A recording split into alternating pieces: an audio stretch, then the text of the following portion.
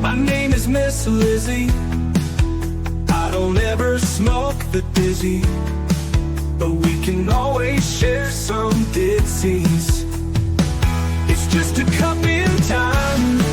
This song doesn't have to rhyme. Life's all of us, not every moment we can be feeling fine.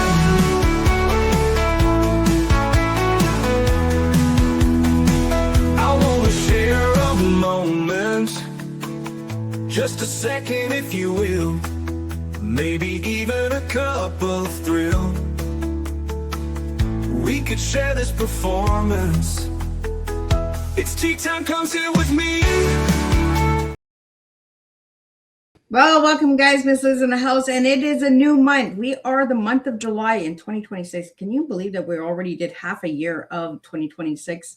Well, welcome to Tea Time with Miss Liz, and we're going to get everybody over to some incredible platforms: Facebook, LinkedIn, TikTok, Instagram, Clapper, Lemonade, Blue Sky, all of those good, Substack, all those good platforms. Give those a like, follow, and subscribe, and get these tea times out there for my guests and for the listening audience that resonates with the stories.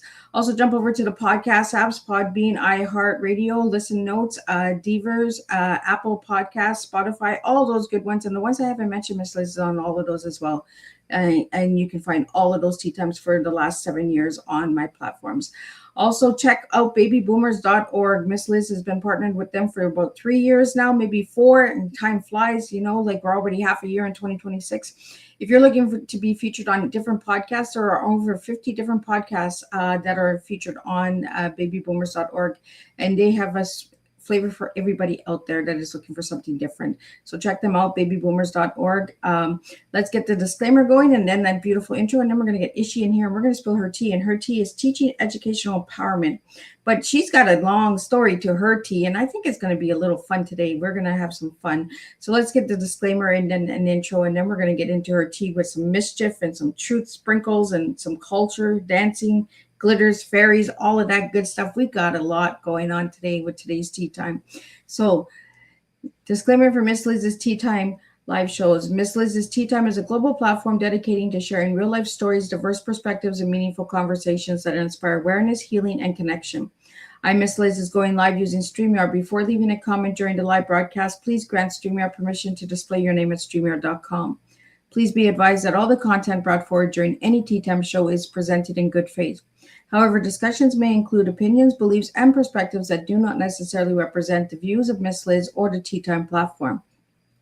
Information shared by guests is based on their own experiences and is perceived to be accurate at the given time of airing. All guests, viewers, and participants are responsible for using their own good judgment when considering any action or decision that may relate to these discussions. Some episodes may cover sensitive topics, including but not limited to trauma, abuse, grief, mental health, and other emotionally triggering subjects. Listeners and viewer discretion is strongly advised. Tea Time with Miss Liz is an open discussion forum designed to offer insight, inspire awareness, and create connection. It is not a substitute for professional, medical, legal, or therapeutical advice. If you require professional support, please seek assistance from qualified professionals or trusted resources in your area. If you have any questions regarding this disclaimer or the content of the discussion, you are welcome to contact me, aka Miss Liz, directly on my email at bookingmissliz@gmail.com or visit my link tree at Miss Liz's Tea Time. By choosing to participate in, comment on, or view these live shows, you acknowledge and accept this disclaimer. Your participation is entirely voluntary. I, Miss Liz, welcomes you to join the conversation with an open heart, and if at any time you feel this platform is not right for you, I respect your wishes and decision and welcome you back whenever you are ready. Tea Time with Miss Liz is serving truth and awareness one cup at a time. Well, welcome to Tea Time with Miss Liz, where laughter meets life lessons, and every conversation reminds us that sometimes the best medicine is a genuine smile. Today's guest proves that comedy isn't just about making people laugh, it's about helping people see life from a different perspective, finding joy in everyday moments, and bringing people together through humor. Please join me in welcoming Ishi Kwan, British comedian, writer, and creator of the hilarious Ask Granny series, where quick wit, clever observations, and timeless humor has captured audience around the world. Known for her sharp comedian style and unforgettable granny character, Ishi has built a loyal following by remaining reminding us that wisdom often comes wrapped in laughter. Her comedy celebrates family, everyday life, culture experiences, and the wonderfully unpredictable moments that connect us all. Today's tea time isn't just about comedy, it's about resilience, it's about perspective, it's about discovering that laughter can often open the doors to healing and connection.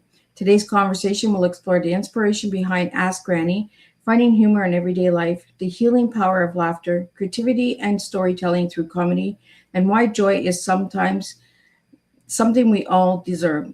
Ishi reminds us that sometimes one laugh can brighten an entire day. So grab your cup and join us for a joyful conversation filled with laughter, wisdom, connection, and real life tea, truth, experience, and awareness. And let me get Ishi in here and let's spill some tea together. Welcome, Ishi. Hi, oh, thank you for having me. Oh, this is going to be fun. It is a pleasure to have you here on Tea Time. Thank you. Oh, this looks lovely. Well, Ishi, let's get to know you a little bit before we get into the comedy and your story and all that. And I love your tea. We're going to dig into that tea in just a little bit. But tell my audience and my listeners a little bit about who Ishi was as a little girl and who Ishi is now. Okay, so as a little girl, some would say still little, but I love it, young at heart. So as a little girl, I was born and raised in Africa in Zambia. And I guess I didn't know, was it boundaries, or I just knew that all humans were one, shall we say. So there wasn't like a hierarchical idea in my brain, shall we say. So I remember before I even started school, so in Zambia, as a girl, you start school at the age of 6, and I don't do date of birth or anything like that, so that was a bit confusing. And boys start at 7. But I was really keen to get to school, and my mum was teaching at a school. So I remember going to pick her up once, and I walked through a corridor which was for staff only, and the headmaster was walking through the same corridor. I didn't know, I didn't work at the school or anything, but what I did know was my mum had spoken about him at dinner one night and said how he had really big ears. So I recognised those ears as a 4-year young girl, and I just looked at him and I said, "Oh, hi, Surty," and he did not like that I did not address him with a mister. It was me, a little one, I would say, not knowing that, yeah, I didn't see this, and I still don't. I don't see differences so much in people as I see sentient beings. So sometimes, like, people will go, "Oh, but so-and-so is too young for this," or "So-and-so is too old for this." I go, "No, I just see a soul. I see a soul. That's all I see." There we go. Well, tell us a little bit about who you are today, and then we'll get into this Ask Granny because we have a question here about Ask Granny. Okay, perfect. So who I am today is somebody. So listen, my purpose in life is really to bring about laughter, and I do that in various forms. So I do that through stand-up comedy, through making theatre, through writing, through laughter yoga for groups. So anything that can help make people laugh. I've even tickled a stingray at an event at one point. I was just like on the other end of the glass, and I was like, "Go on, then let's have a tickle." And in fact, today, what I have been doing is rubbing noses with a unicorn and tickling the unicorn, and look what he's left me. Ta-da! So in any which way that I can make a sentient being laugh, I do. I love it. I love the uniqueness of what you do, Ishi, because it's the little things that bring the chuckle out, right? It's not overthinking it. Just be yourself. Just get into their little, your little sparkle and glitter and just be you. And I love that. And like before we went live, I said, I love your outfit. Like it's all sparkly and glittery. And that those are the kind of guests that Miss Liz really loves. I like the ones that are outside of the box. We have a question here about Ask Nanny, Ask Granny. I'm a nanny, so I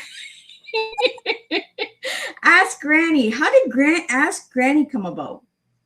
Okay, so Ask Granny came about. So it is. So my grandma basically features on this show. So I do call her Nani. So in our culture, my heritage is Punjabi, which is from the north part of India and Pakistan, which was all of India before partition. But that's another long story for another day and another podcast, I'm sure.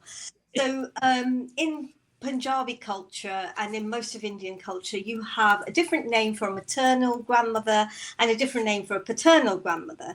So maternal grandmother is called a nani, and this is my granny, my nani, and basically I've managed to keep my comedy life secret from her. And most recently, she's gone on to the internet and found out that I do it. And now she wants to be a guest on my show. So she basically comes and does this guest spot where people bring her woes and worries, and she's a bit of a worry collector, and then she gives them life hacks. So that's the whole show. But how it came about was really noticing a lot of divisiveness. There's a lot of stuff in the world that is almost designed to get us divisive and go, oh, what? You mean you don't like sunsets? You only like sunrises? Then I'm not going to be your friend anymore. Do you know what I mean? So there's a lot more of that. And I thought, well, you know, Granny was like, this is just nonsense, because at the end of the day, we are one humanity. So let's all get one humanity in one space, and let me get their worries and their woes and then dispel them, and let's bring everybody together through this. So that's how it came about, really.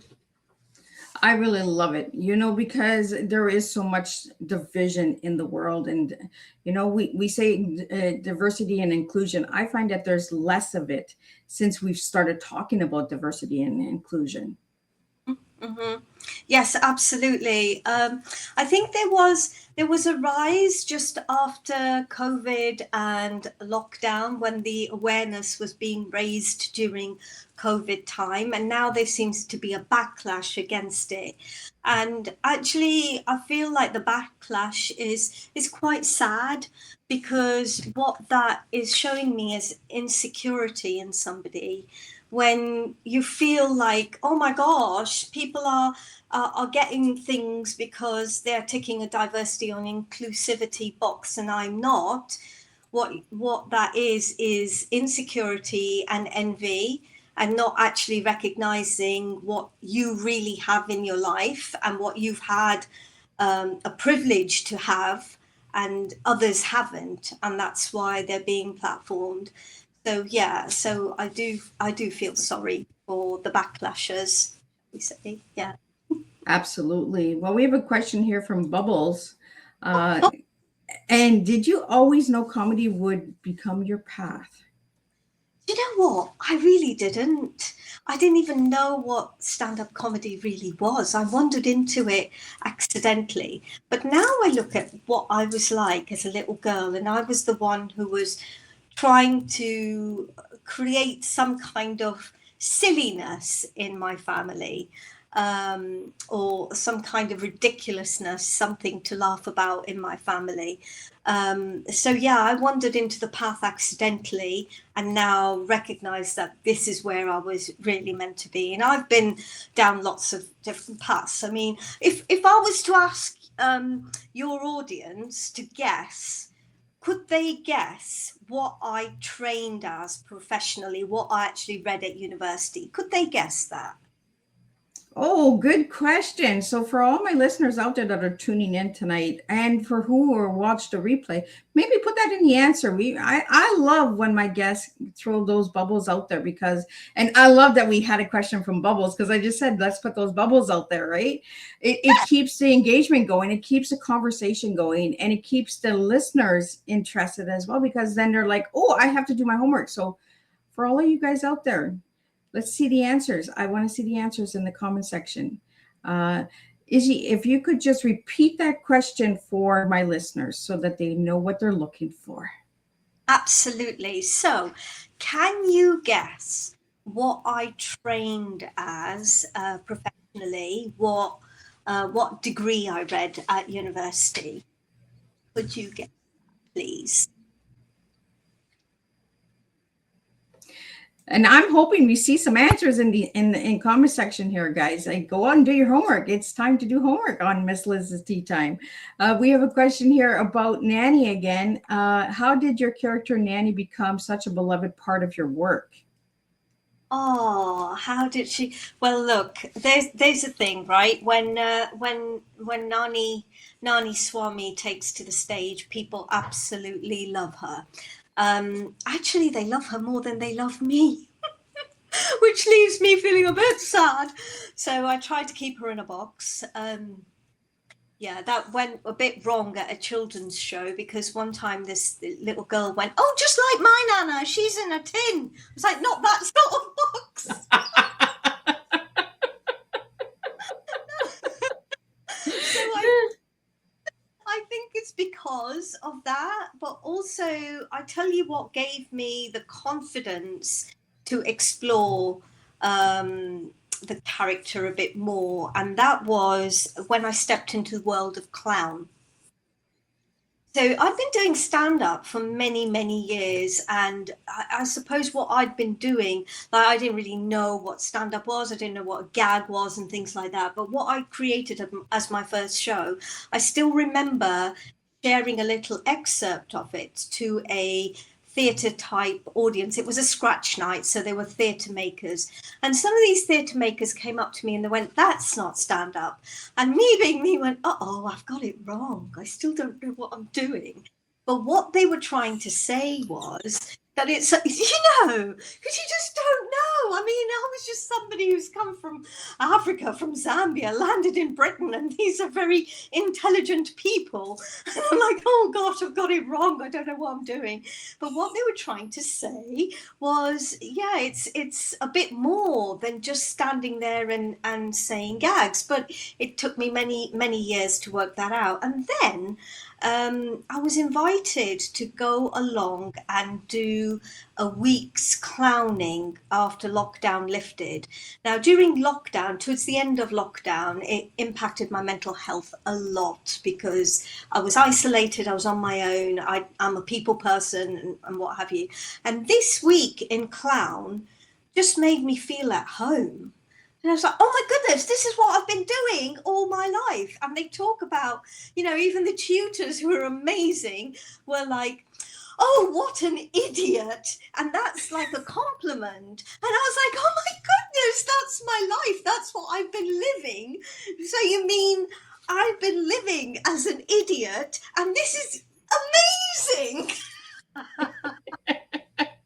I found my home. I finally am home. Where we're all idiots, which is beautiful. So that clowning then led to some support from Arts Council England, which helped me develop my clowning skills a bit more. So I trained with the company again, but for longer in London. So I'm based in the Midlands area, which is like Middle Earth if you don't know UK very well. It is a bit like, and that really gave me the confidence to try out the granny character, and then she came to life, and now she seems to be taking over my shows, which is a bit ridiculous really. She needs to be in a box. So there we go.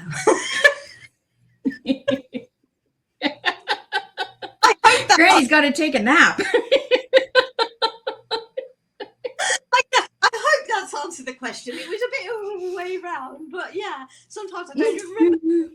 Yes, who knows? Yeah. Well, we have a comment here from Russ, and it's congratulations on the sold out success of Ask Granny.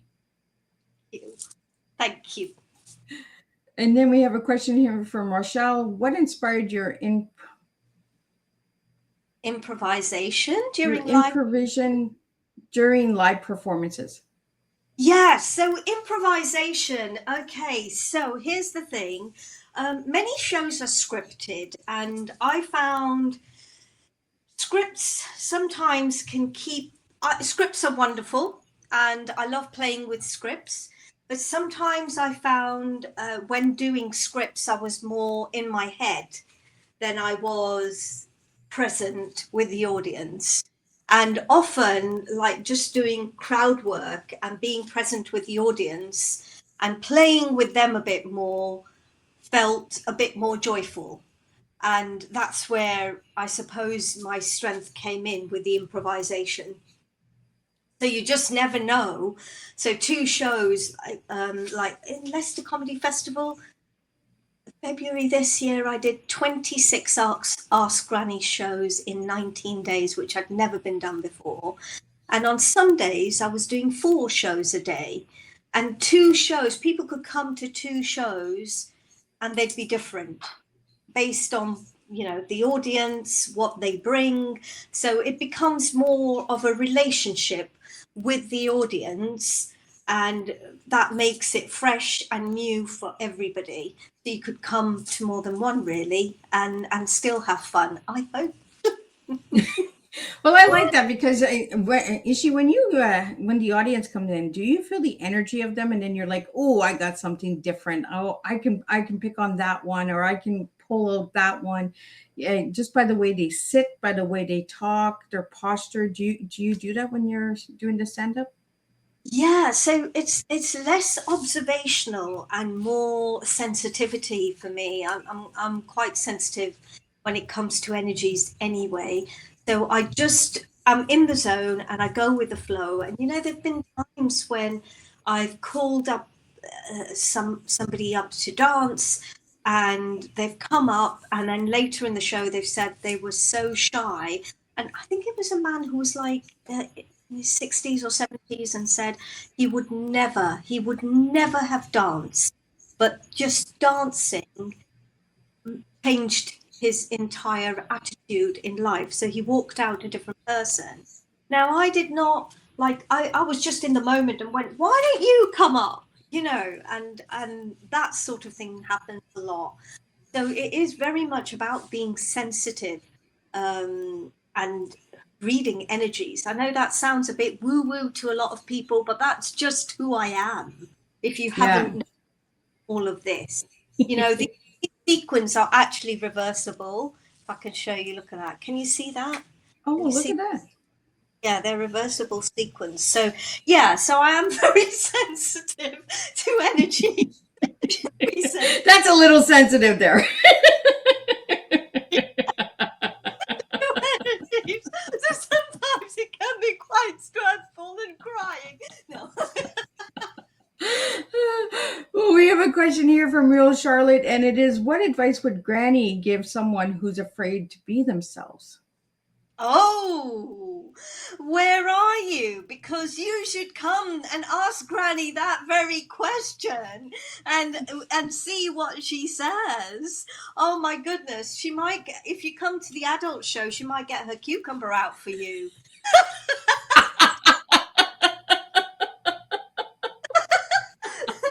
You never know when she gets up to. She's got cucumber, she's got banana,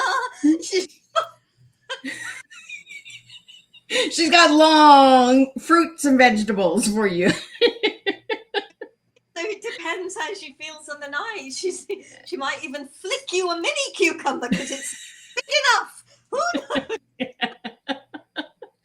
Well, we have a question that just came in, and it is, why do you believe laughter can bring people together? Why do I believe laughter can bring people together? Because I've seen it happen. So through laughter yoga, to give you an example, one time when we did a laughter yoga session, we had people from all backgrounds, and there was over 100 people there in this little space. You had a 1-day-old baby right through to 99-year young Granny. And when we did the laughter yoga, everybody just united in that. There was no your laugh, this is how a laugh should sound, or this is how a laugh should be, or, you know, I believe that sunsets are better than sunrises. None of that. In that moment, everybody was laughing together. Everybody. So I've seen it and I've felt the energy, and that's why I believe what I do. It's also I, the quickest way to unite people, really. Yeah. And if you haven't tried yoga, you should. It's really an exercise and a meditation that really releases a lot of energy and a lot of hard struggles and trauma within the body as well. I believe in season 3, I had a laughing yoga, a lady on from MTV who did a little composting worms, and she's a comedian as well. I should connect you guys together, and then you guys could do maybe a show together. But laughing yoga has taught me that if you're dealing with a lot of hard grief, it helps with grief a lot because you can release it through the laughter, right? Yeah, absolutely, absolutely. There was one group that I worked with of elderly people. That's a few years ago. When I first started doing laughter yoga. This man hadn't come to the group for ages, and he decided on this day, you know, this is a group that met regularly every week, and I just popped in one week. And he came and joined in the group, and then at the end, he came and took my hand between both his hands, and he said, "I'm so glad I came today." And he said it had shifted him, and I said, "What do you mean?" His son, his 21-year-old son, had been killed in a car accident, and after that he had stopped coming to the group for at least a couple of years, I think. And then on this particular day, just out of the blue, he decided that he was going to come to the group, and he felt that change or that shift and that reconnection with the group. So I just felt very privileged to be a part of it. Absolutely. Well, we have a question here from the Thrive Time show. How do you balance comedy and meaningful messages along belonging and identity? Oh, I'm not sure I balance them at all. There's no balance at all. I don't think I do. I think I just go with it, whatever it is, you know. Sometimes it's just about, hey, you know, this is the message. And you hope that it's received well, and if it's not, you learn for the next time and go, okay, nice to meet you. Probably won't see you again for a while. Well, Ishi, I want to get deep into your tea because your tea is an amazing tea. We're going to start off with the beginning of it, and it's mischiefs making playful laughter, spreading fairy dust. Tell me a little bit about that mischief and making playful laughter with the fairy dust. Where's the fairy dust? Oh, yes, the fairy dust. Here it is. Here it is. Okay, so mischief making is, okay, let me show you one of my mischief makers that comes out sometimes. And you see my boy, oh, here's my boing. You saw my boing's bottom, sorry. There we go, there's my boing.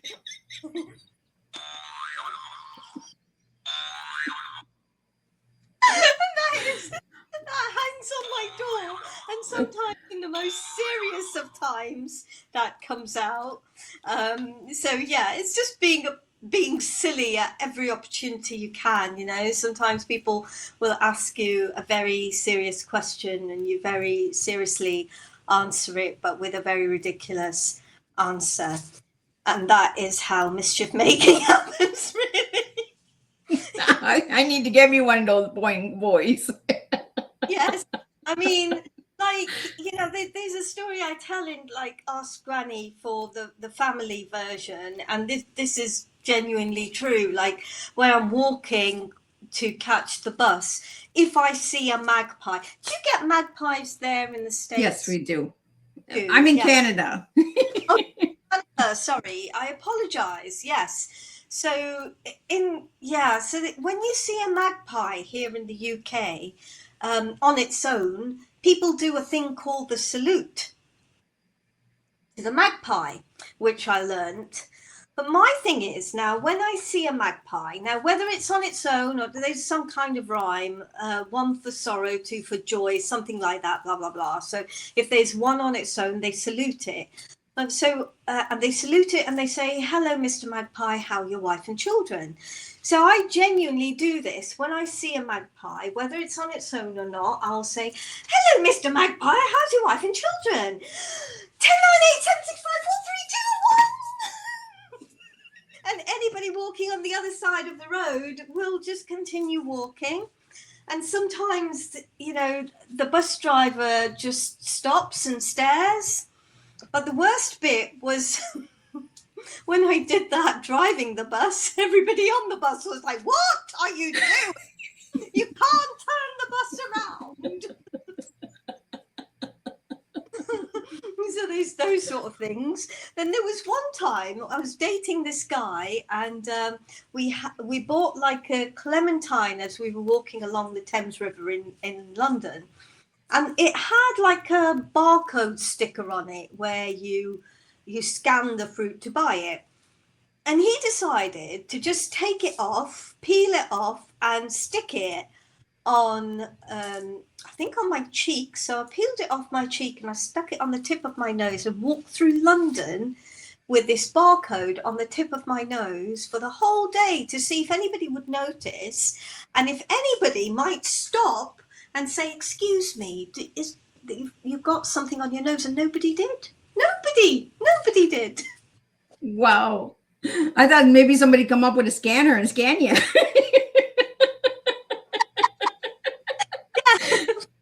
Scanning your barcode today. Nobody at all. So I do silly things like that.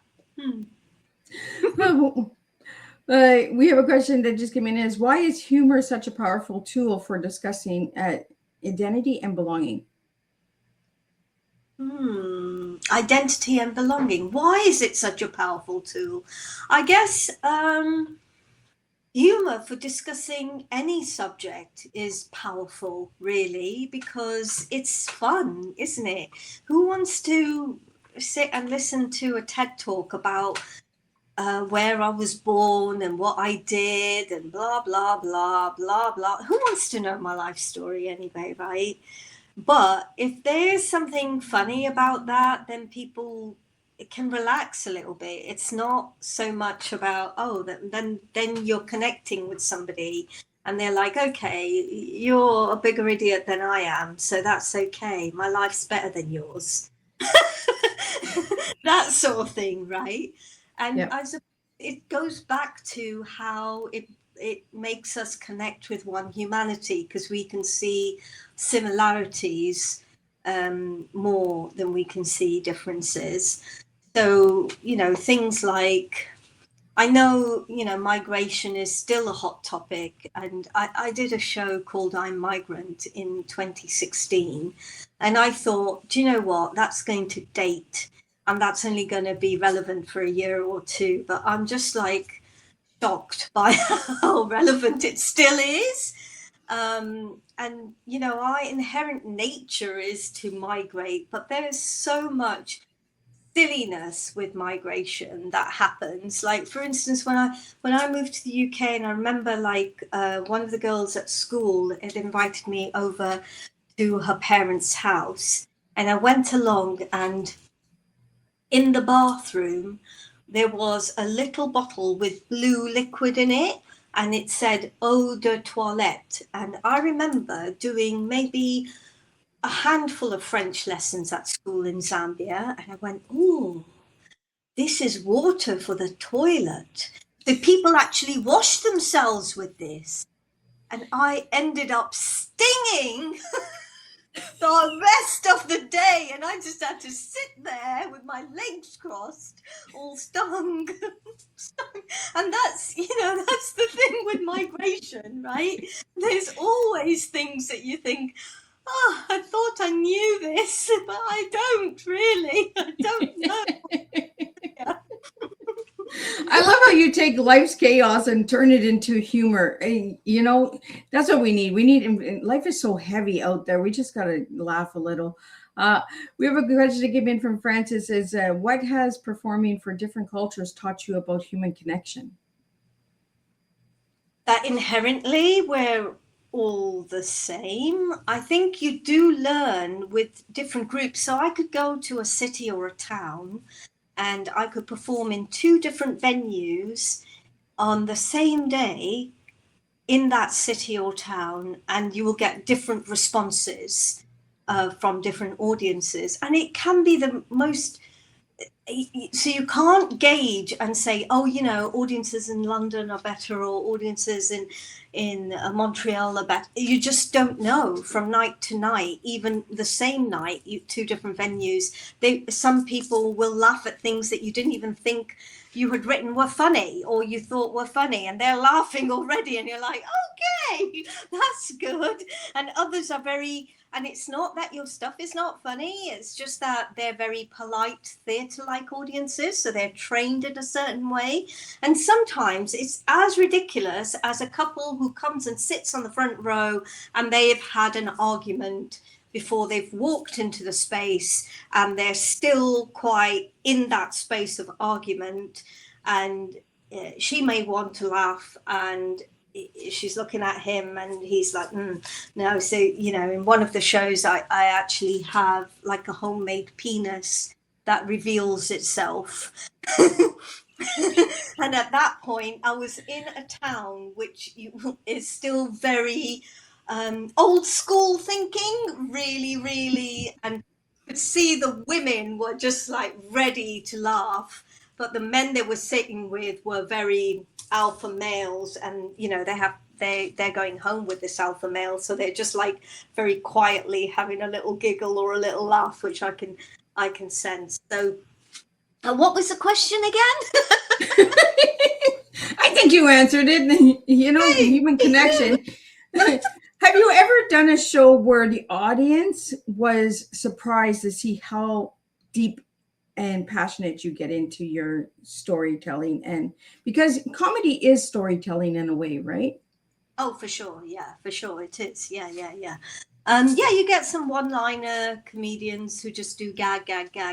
But I think essentially mine has always been storytelling, narrative related, and people tend to follow that. So, yeah, I mean, I think in 2025 there were a few tricky points. So in the UK in August 24, in some cities, probably in most cities in England, there was an upright, like a race riots that turned up. And I hadn't realised how scary that all was, really, because I hadn't really had to think about things like that, I think, until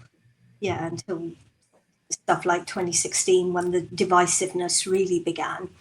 And then in 2025, there were a few incidents where just like greeting people through different greetings, namaste, sasriyakal, assalamu alaikum, and people were straight away scared with assalamu alaikum. And it's like, what, you know, what, and it's what they've been fed and what they've been taught.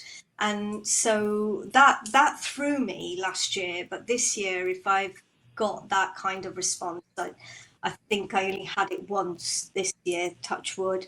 I have gone on to explain that it actually means peace be with you. And that's all it means, you know. Chill out a bit. I'm not telling you to go and take a piss. I'm just saying, you know, peace be with you. We have a question here for you, Ishi, and is, what lesson has Nanny unexpectedly taught you?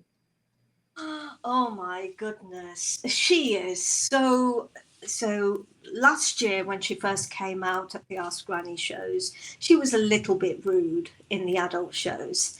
And this year, the comedian guests who've come back have just gone, oh my gosh, she is just on a different scale rude now.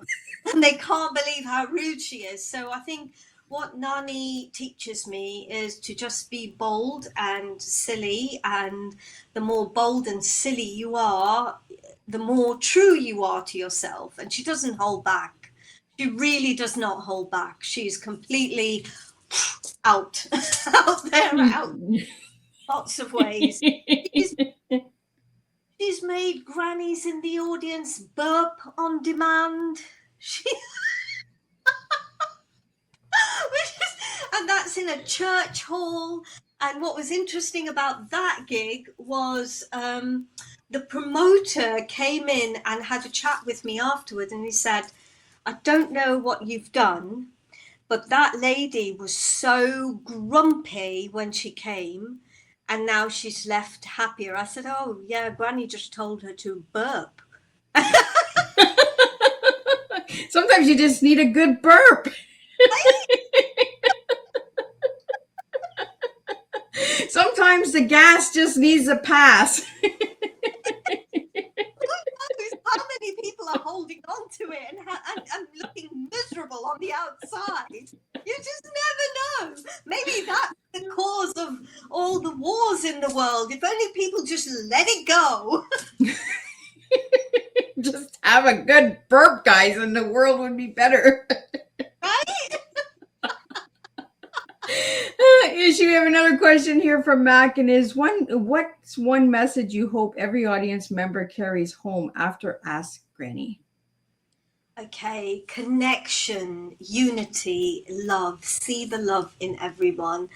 See the love in yourself. Forgive yourself, because from this point on is a fresh start for everybody. That. Well, I just want to get more into the tea, because the next part of your tea is the truth sprinkling elf of awkward chats. Yes. So what's this about the elf, and what's the awkward chats that you're having?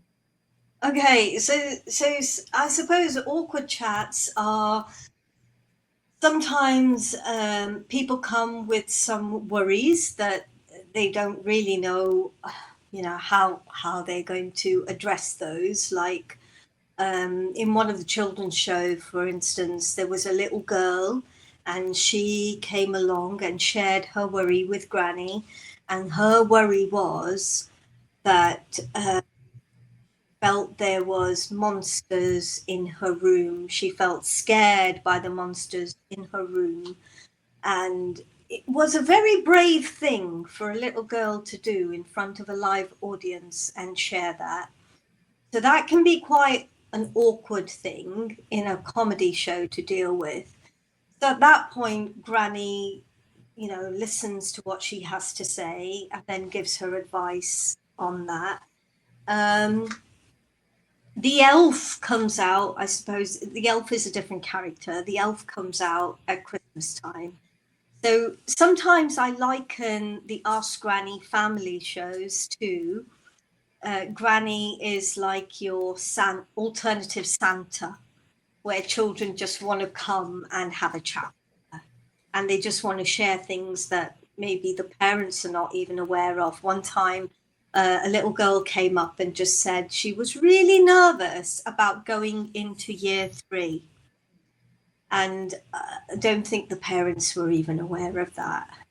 So when she said that in front of a live audience of over 100 people, there was another little girl on the front row who just went, I've been in year 3 and you're going to love it, trust me.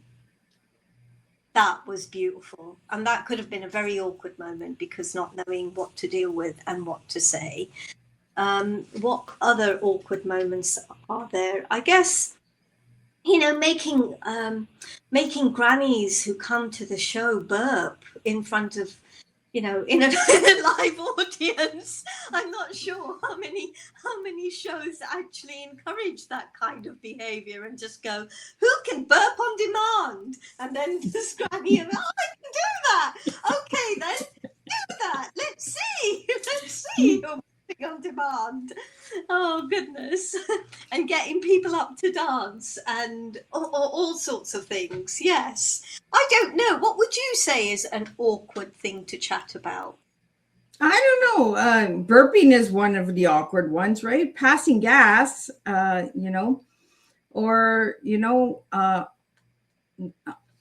text is coming in, like like you send a spicy text to your mate at a comedy show, and how Oh, he would react, right? Like, oh yes. Okay, so Granny does that in the adult shows. She spices it up for them when they're really shy and held back. So yes, so there was one where the lady brought her mum, and the lady I would say is probably in, I don't know because I don't do age, probably 30s, 40s, I don't know.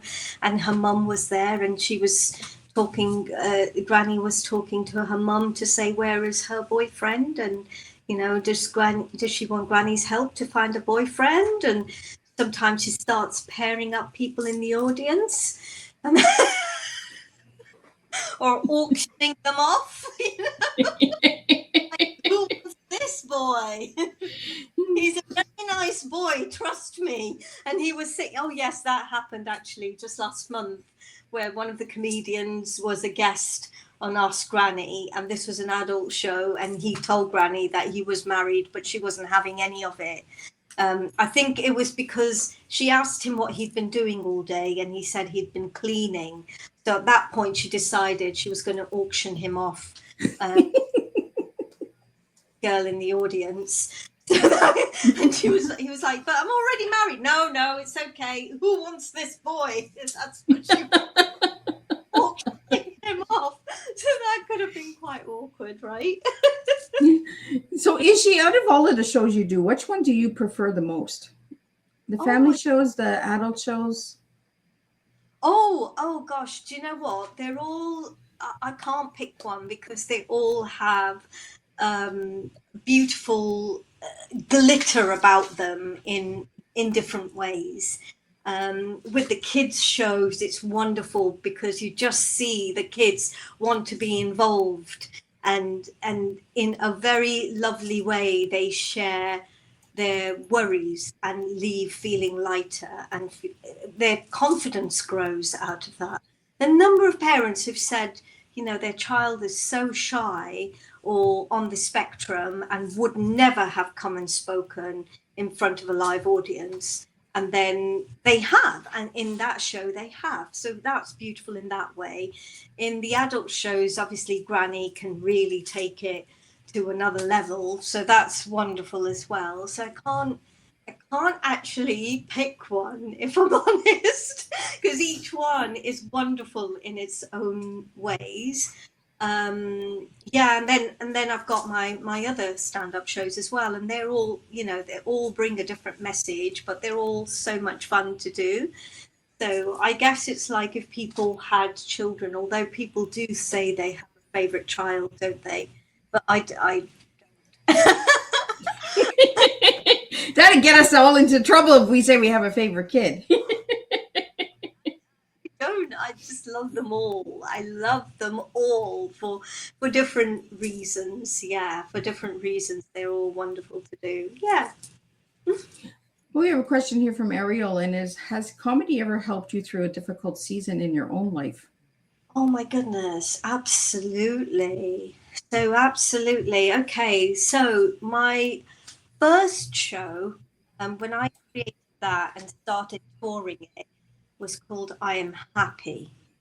And I just booked the final venue for the tour. I came off the phone and I felt really accomplished. I don't have a producer or a production team or a project manager. I did it all pretty much myself. I'm self-taught in so many ways. And the moment I put the phone down, I got an email from my mum saying she'd been diagnosed with a pulmonary fibrosis disease. I didn't know what that was, but I was used to having messages from my mum about this condition or that condition. And over the years, she'd got a bit of a reputation for being a hypochondriac, so people didn't really take her seriously. And as I was on the road, I then looked up what the disease was, and it was terminal. So while I was touring I Am Happy and doing laughter yoga workshops, my mum was actually dying. And it's a strange thing. So she passed away just 9 days before my final show. And I did my final show, and there were a couple of people in the audience who I had told that this had happened. And they came to me afterwards and they said, you know, we couldn't tell, because I was more concerned about the audience and how, you know, we couldn't tell. So I felt, you know, if you believe in God or the universe or a higher power above you, there were times when I thought, oh gosh, you had a right joke on me. I made the show I Am Happy because it was a time when the banking crisis happened, and they were friends of mine in Iceland who were suicidal because they were having to downgrade from a 4x4 SUV to a small car. And I wanted this show to bring happiness, to show them that we didn't really think about things like that growing up in Zambia. It was more about my life story in Zambia.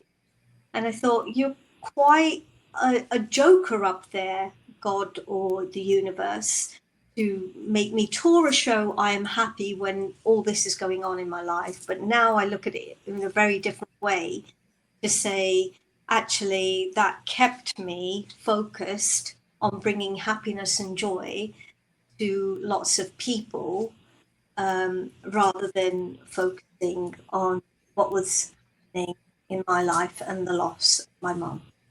Yeah, it did help me through a very difficult time. Thank you for that question. I haven't actually shared that before, so thank you.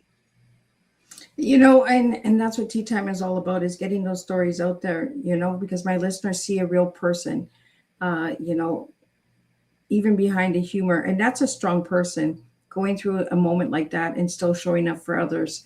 You know, we just never know what someone is going through at that moment. So, you know, kindness goes a long way. And I'm so glad that you shared that on Tea Time with my listeners out there, so they can understand that, you know, you just never know what someone is going through, but they're still showing up for others. Thank you. Yes, I remember going to a laughter yoga workshop, and I knew that it was actually the one where I told you about the gentleman who'd lost his son in a car accident, his 21-year-old son. And I was driving on the way there. I was in tears thinking of my mum. And then I arrived, and the tears had to be, you know, there we go. We're going to make people laugh today. Get out the car, go and make people laugh. And, you know, you've made a difference to somebody's life. And yeah. Absolutely. Well, we have a question here again, is what's one thing that always makes Granny laugh? One thing, oh gosh. I think she laughed at pretty much everything. She does love, in the adult shows, she does love waving her cucumber about. I'm not sure it makes her laugh, but if she It tickles. what makes her laugh a lot is when she takes over the stage and she tells people every night how she's locked Ishi in the toilets. That does make her laugh, because that's the only way she's going to get stage time, is by locking me in the toilets. So yes, that makes her laugh. Yeah. Yeah. I remember, like, my grandma, when I was very little and she was still in Zambia, she stayed with us for maybe a weekend or something. She was sitting on the edge of my mother's bed, and she had just taken her top off, and I was maybe, I don't know, 5, 7, something like that, and I was sitting next to her, and the moment she's taken her top off, I started to look away like this, and she started laughing, and she goes, "What? Are you feeling shy?" Because her boobs were out. Looking at her boobs, and I in a way just like feeling, she's, "Are you really shy?" And she burst out laughing, and I still remember that, and I'm like, oh my goodness, Granny. Well, Ishi, I want to get into the last part of your tea. It's culture shape-shifting, dancer between worlds, weaving glitter and courage. Tell us a little bit about that. Tell us about Okay, the dance and glitter and courage. so the dance, so that started off accidentally when I did my first show, I Am Happy, ends on a Bollywood dance. And listen, dancing's been a passion of mine, but my father forbade it. He said it was due to religion, but I've since found out that my cousins were allowed to dance, so who knows? So I used to very secretly dance. I would go out and plug in to the BBC World Service as a child in Zambia and then start dancing, you know. And so dance had to form a part of the shows, and in this case, I brought in Bollywood dance. So with Ask Granny, there are different lots of, not just Bollywood dance that you get. Bhangra as well. You might get like a kids show. You might get patalapate, patalapate, and the kids get involved as well. And for the adults, it's celebrate good times. Come on. So yeah, so you know, you're always like moving through various forms of dance, bringing the cultures together and creating your own ones as well. And dance is again very powerful, like laughter is. It's very healing for the body. It moves, shifts traumas that are held in the body for decades, years, you know, lifetimes. You don't. And it does move between realms, because when you're dancing, so I know a lot of people have to go and have a couple of drinks to dance, but I don't know about you. I don't drink, and I did try drinking when I was at university, and it just started to put me to sleep. So it does the opposite for me. If I try a drink, I get shy and not want to dance. But if I don't have a drink, which I don't drink alcohol, I'm just any type of music. I could be in the supermarket aisle and a song comes on, and I recognize the song from what we've just done in jazz class or ballet, and I'll just start doing it. And it's just wonderful, because in that moment, it's like you're transported. You're not necessarily in this, I don't know, it's weird. You are shape-shifting between different worlds, different realms, and that's my experience today. I don't do drugs, just in case. Well, I don't do drugs. My drug is dance and comedy and, you know, having those kind of experiences. But it's just quite an experience. And you also find this actually in Sufism. So in mystical Sufism, even the spin creates like this trance-like state where you are going into different realms. So that kind of cultural shape-shifting, where one moment you could be a squirrel who's just said hello to me, or a magpie who's just had me dance for them. And then the next moment you're doing a bit of Bollywood or Bhangra dancing, you know what I mean? And all of that, I mean, even to me, it's quite normal to just stop and have a chat with a squirrel or dance with a magpie. But you know, for other people, I guess it takes courage, you know, to do that. And then wearing glitter is optional, and I can highly recommend going and doing a nose-to-nose kiss with a unicorn and getting. Did any of that make sense? Well, Ishi, if you had a final message for all the listeners out there tonight, and where can people find you if they'd like to have you as a guest on their podcast or a speaker or anything like that? Where can people find you? Okay, so I'm on Instagram, Ishi2Funny, ISHI and the number 2 funny. I'm also on Facebook as Ishi2Funny.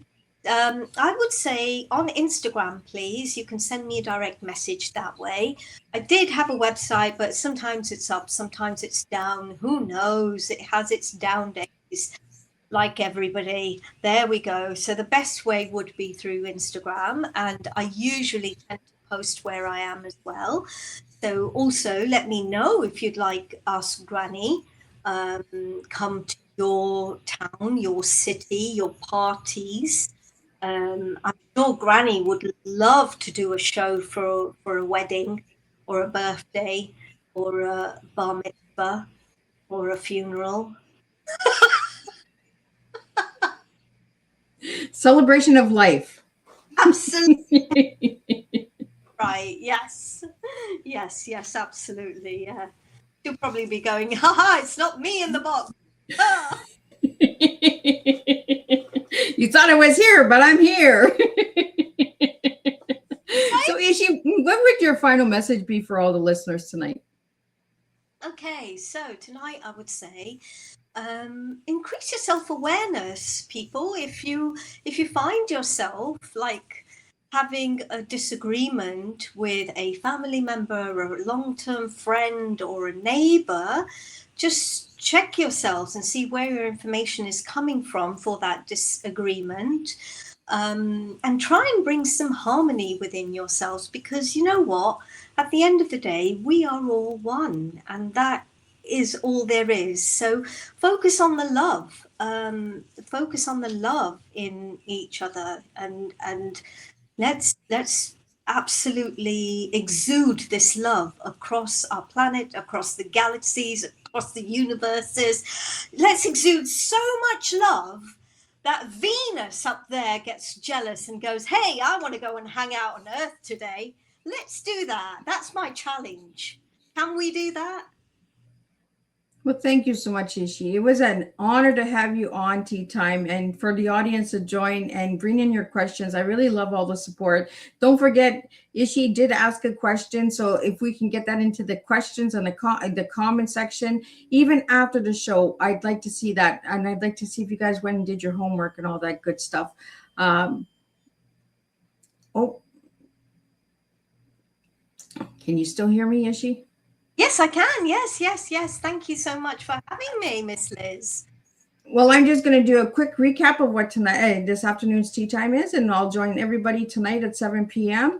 And I really just enjoyed this conversation and having you as a guest, because, you know, we need a little bit more laughter in at the table, and spill a good tea. Like it was amazing. What a wonderful way to spend our tea time together. Ishi, thank you for bringing your humor, warmth, creativity, and joyful spirit to the tea time table. You reminded us that laughter is far more than entertainment. It is connection, resilience, perspective, and sometimes exactly what our hearts need. Today, we explored comedy, storytelling, culture, everyday life, and the incredible gift of finding light even during difficult times. One of the strongest takeaways from today's conversation is this: never underestimate the power of making someone smile.